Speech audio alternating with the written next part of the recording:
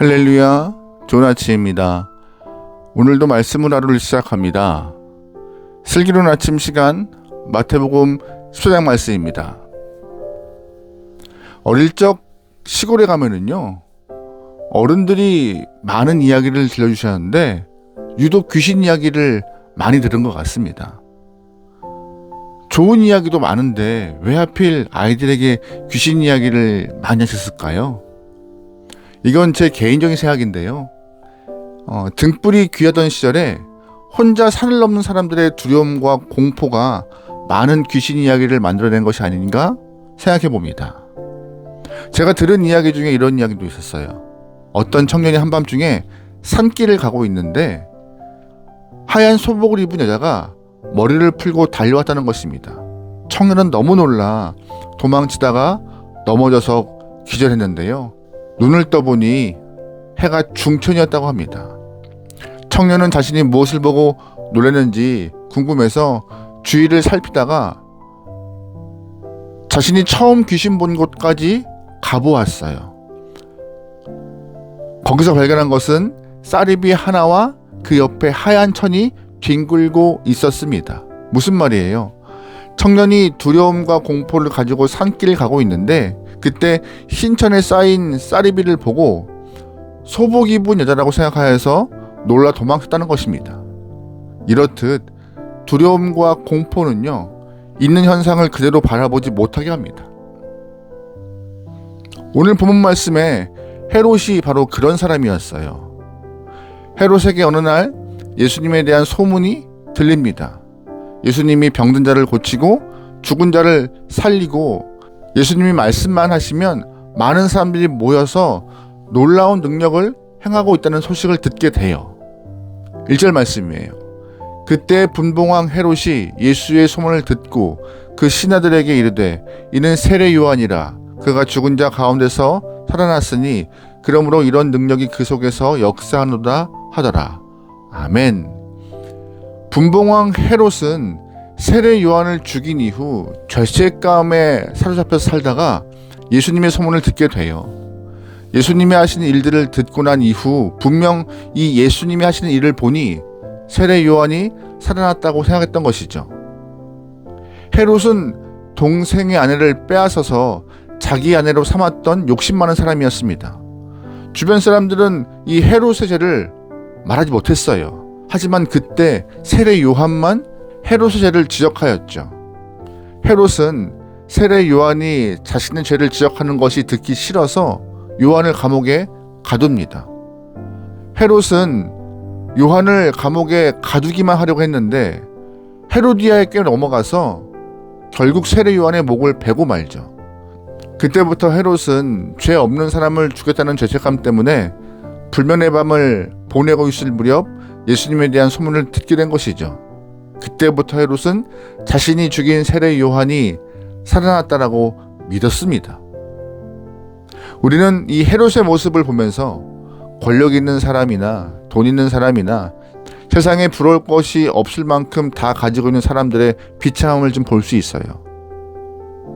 예수님을 통해 과거의 잘못에 대하여서 용서를 받을 수 있음에도 불구하고 오히려 예수님을 자신이 죽인 세례 요한으로 착각하고 느끼는 이런 불쌍한 영혼의 모습을 좀 보잖아요.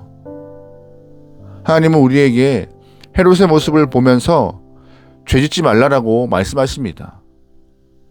사실 솔직히 말하면 죄는 내 욕망을 통한 표현이지만 내가 원해서 짓는 것이지만 죄를 여러 번 반복하면은요, 죄의 노예가 됩니다. 그리고 죄는 우리를 불안하고 두렵게 만들어요. 태초의 에덴에서 이런 일이 있었잖아요. 하나님께서 창조하신 아담과 하와가 뱀의 꾀임에 넘어가서 선악과를 따먹습니다. 그때부터 그들은 불안감과 두려움에 사로잡혔어요. 하나님이 하지 말라고 한 짓을 한 이후 그들은 하나님과 선택하지 않고 오히려 숨었습니다.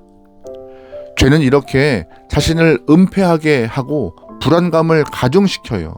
그래서 죄책감은 사람들을 못쓰게 만듭니다. 그러기에 부디 오늘 우리에게 죄짓지 말라라고 말씀하시는 하나님의 그 마음을 기억하시면서 주의 말씀을 붙잡고 불안감에서 해방되며 있는 죄 앞에서 고백하여 용서받을 수 있는 귀한 영혼 되면 좋을 것 같습니다.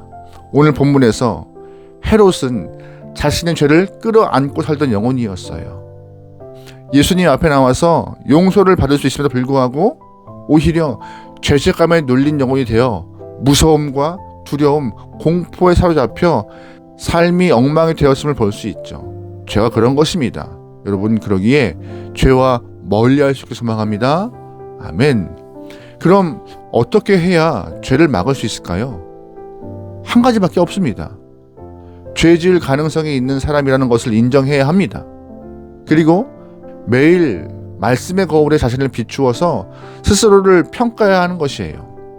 그렇게 해야 우리는 정결한 인생을 살아갈 수 있습니다. 우리는 죄에 취약한 존재입니다. 예수님께서도 우리에게 주기도문을 가르쳐 주실 때 시험에 들지 않게 하도록 기도하라고 말씀하셨습니다. 시험이 우리 눈앞에 지날 때 붙잡아 버리면 그거 죄됩니다. 오늘도 우리에게 수많은 시험들이 지나갈 터인데 그 시험들을 붙잡지 않아야 하는 것이에요. 죄 때문에 우리 영혼이 사단마귀에게 발목을 잡히는 그런 일이 없도록 우리는 시험을 무시하고 말씀을 붙잡을 수 있는 복된 하루 되길 소망합니다. 아멘. 본문 속에서 또 한 부류의 사람들이 등장하는데, 즉 예수님을 보고 유령이라고 말하는 사람들이 등장해요. 누굴까요? 제자들입니다. 25절이에요. 밤 사경에 예수께서 바다 위로 걸어서 제자들에게 오시니 제자들이 그가 바다 위로 걸어오심을 보고 놀라 유령이라 하며 무서워하여 소리 지르거늘. 아멘. 25절 말씀에 밤 사경이라고 되어 있습니다. 새벽 1시에서 3시 사이인데 제자들은 그때 배를 타고 갈릴리 바다를 건너가고 있었어요. 캄캄한 밤에 어떤 형상이 갈릴리 바다 위를 걸어오는 모습을 보게 된 거예요. 제자들은 그런 광경을 한 번도 보지 못했기 때문에 유령이야! 라고 소리치며 아주 혼비백산했습니다. 그런데 잠시 후에 바다 위에서 자신들을 향하여 걸어온 그 유령이 예수님이시라는 것을 확인하게 됩니다.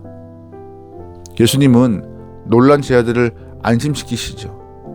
우리는 말씀을 통하여서 예수님을 알아보지 못한 제자들을 통해 부끄러움을 느껴야 합니다. 왜냐하면 제자들은 예수님과 함께 동행하면서 예수님의 신적인 요소, 신비한 상황들, 놀라운 기적들을 많이 경험했어요.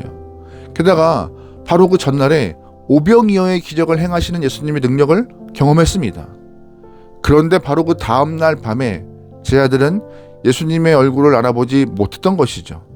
이것이 의미하는 바가 무엇일까요?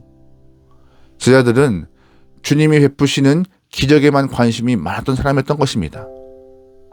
예수님께서 기적을 베푸실 때 주님께 손뼉치며 박수치며 기뻐하며 주님을 높이 찬양했습니다. 그런데 기적이 끝난 이후 밤이 되자 금세 예수님의 얼굴을 잊어버린 것이에요. 우리도 이렇지 않습니까? 주님이 베푸실 기적에만 관심이 많고 주님의 얼굴에는 관심이 없는 영혼이 되지 않기를 바랍니다.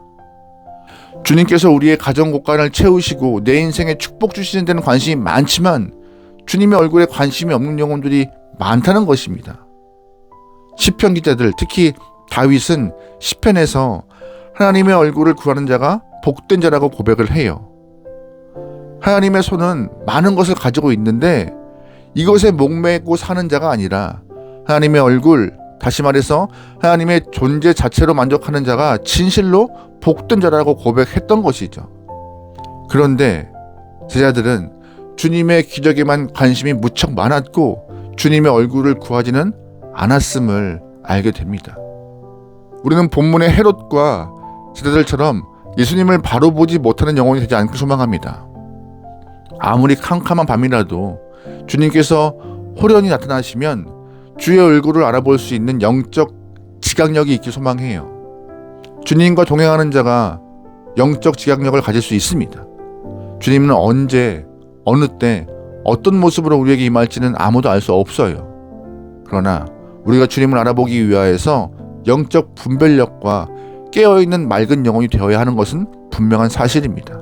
여러분, 그러기에 오늘 하루 어떠한 모양으로 주님을 만나 뵙게 되든지 주의 얼굴 알아볼 수 있는 믿음의 귀한 영혼 되면 좋겠어요.